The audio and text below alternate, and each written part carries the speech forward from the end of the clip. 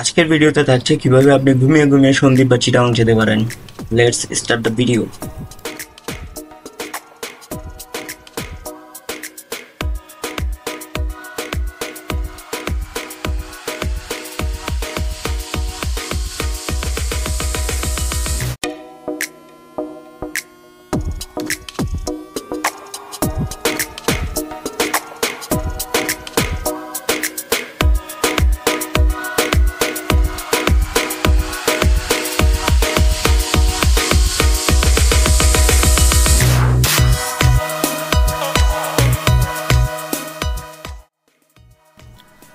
Hello everyone, আমি হঠাৎ করেই 28 রাতে আমি সন্দ্বীপ যেতে যাচ্ছিলাম।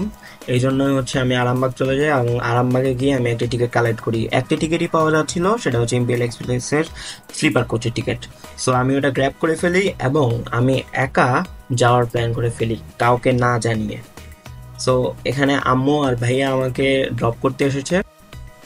হ্যাঁ, so let's begin the journey.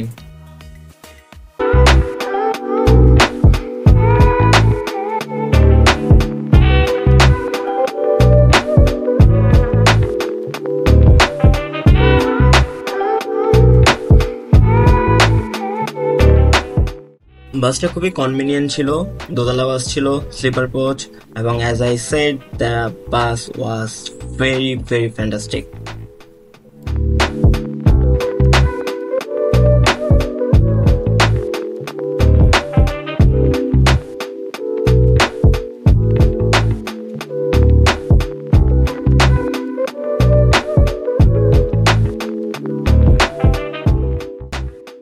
তো আমি বাসে উঠে যাই এবং বাসে উঠে গিয়ে আমি আমার বেড খুলতে থাকি, আমি বেডটা পেয়েও যাই। সো আমার ব্যাগকে আল্লাহ হাফেজ বলে আমি উঠে যাই, যদিও তারা আমার জন্য ওয়েট করতেছিল কখন আমার বাসটা যাবে এবং কখন তারা মানে আমাকে আল্লাহ হাফেজ বলে চলে যাবে। সো মন খারাপ হচ্ছিল, এই ফার্স্ট টাইম আমি সন্দ্বীপ একা যাচ্ছি, without any guardian or without any one else.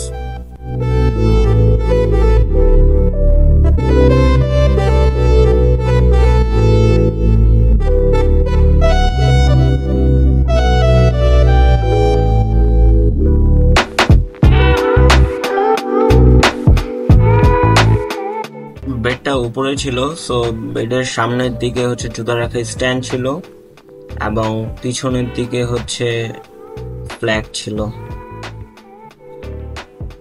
ফ্ল্যাগটা যদিও বলছে 1 ঘন্টার জন্য রান করবে, বাট আলটিমেটলি সারাক্ষণই অন ছিল আইপিএসটা। সো আমার ল্যাপটপ, আমার ফোন অ্যান্ড আমার ক্যামেরা আমি ফুল চার্জ করতে পেরেছি।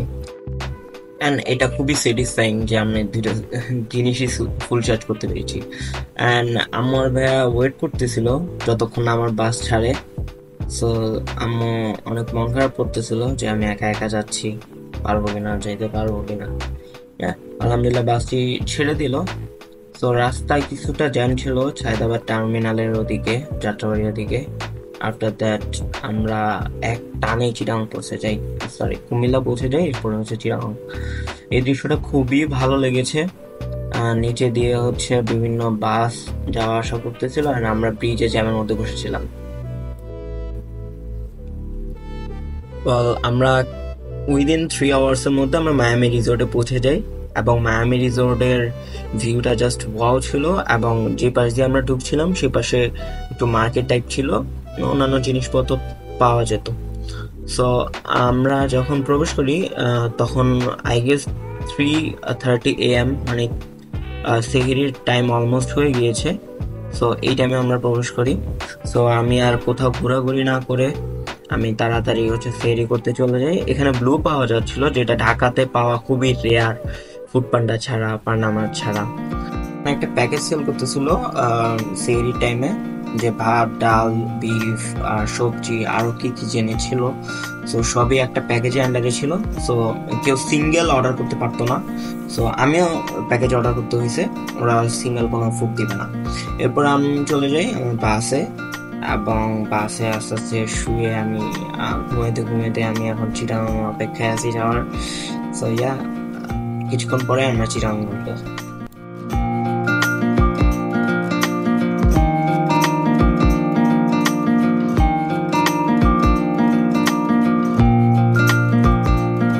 থেকে ছোট কুমিরা নেমে আমি সরাসরি একটি সিএনজি নেই, সিএনজি নিয়ে কুমিরার দিকে যাই, যেটা হচ্ছে কুমিরা ঘাট বলে, ছোট কুমিরা ঘাট। তো এখানে এসে এটার ভিউ দেখে আমি পুরো অবাক।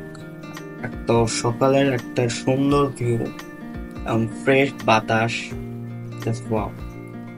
এরপরে হচ্ছে আমি খুঁজতে থাকি কোথায় টিকিট পাওয়া যায়, এবং স্পিড বোর্ডের জন্য একটা লাইন আছে, ওই লাইনে অপেক্ষা করতে থাকি কখন স্পিড বোর্ডের টিকিট দিবে এবং কখন পাবো।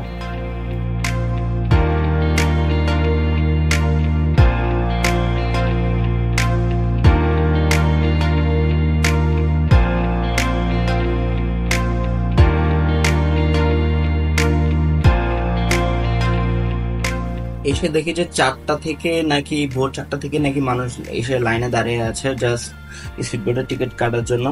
তার মধ্যে সার্ভিস বোর্ড আর লাল বোর্ড এসবের টিকিট দিচ্ছিল, কিন্তু মানুষ স্পিড বোর্ডের জন্য বেশি অপেক্ষা করছিল। আমি যে লাইনে দাঁড়িয়ে আছি সেই লাইন পুরোটাই হচ্ছে স্পিড বোর্ডের লাইন। তো আমি অপেক্ষা করতেছিলাম কখন স্পিড বোর্ডের টিকিট দিবে।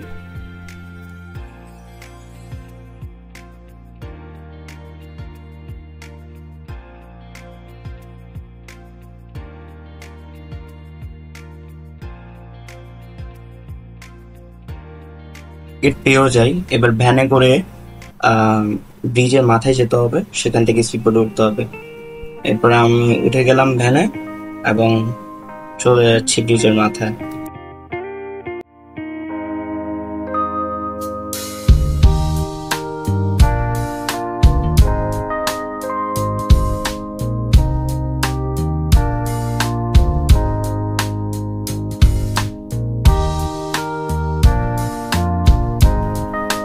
এভাবে যাতায়াত করতে খারাপ লাগে, কিন্তু কার না জন্মস্থানে যেতে ভালো লাগে।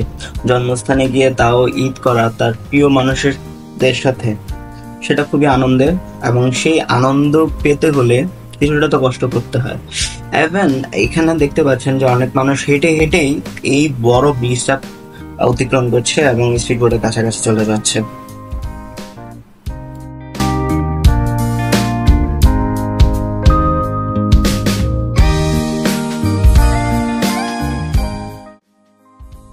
একটু উল্লেখ করে দিচ্ছি, বাস ভাড়া হচ্ছে 1500 টাকা, এরপরে বাস থেকে নেমে সিএনজি ভাড়া হচ্ছে 100 টাকা, এবং সেখান থেকে স্পিড বোর্ডে ভাড়া হচ্ছে 350 টাকা। দ্যাটস অল, সন্দ্বীপ পর্যন্ত যাওয়া। দেখা হচ্ছে আপনাদের সাথে নেক্সট কোনো ভিডিওতে, এবং নেক্সট ভিডিওতে কিভাবে আমি সন্দ্বীপ যাচ্ছি, কিভাবে স্পিড বোর্ডে চলতেছে নদীর ভিতরে, এবং মাঝ সাগরে আমরা কি করেছি, সেটা একটা ভিডিও থাকবে। টিল দেন সবাই ভালো থাকবেন, সুস্থ থাকবেন, এবং আমাদেরকে জানাবেন কেমন লেগেছে আমাদের ভিডিও, এবং ভালো লাগলে অবভিয়াসলি সাবস্ক্রাইব এবং লাইক এবং কমেন্ট করবেন। ধন্যবাদ।